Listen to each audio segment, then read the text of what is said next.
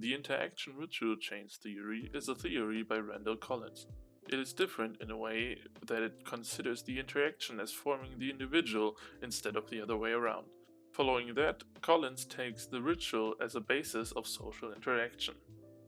Collins describes humans as seekers of emotional energy, and the goal of social interaction is to gain and spread emotional energy, thus resulting in a sort of market in which people, groups, and activities effectively produce emotional energy.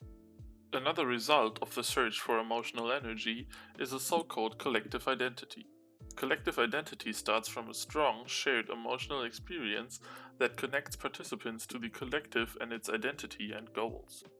The extent to which rituals are able to produce high levels of emotional energy depends on four conditions: the assembly of participants, barriers excluding outsiders, a mutual focus of attention, and a shared emotional mood. The bodily assembly of people is necessary to create a situation in which people can be affected by the presence of others. Barriers excluding outsiders help define the boundaries of the ritual and the intention of the participants, creating a sense of homogeneity. By requiring what Collins calls a cultural membership card, in other words, a knowledge of group symbols that aid in ritual participation, is a core barrier that excludes outsiders.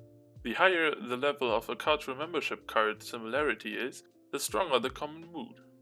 Each of the four ritual ingredients are variables themselves. While high levels of all of them should theoretically lead to high levels of emotional energy, other combinations of the four will do so too.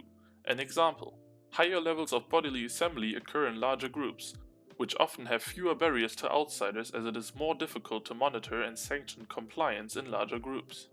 The successful production of emotional energy is closely related to what Collins calls energy stars, individuals who are able to increase the emotional energy levels of others.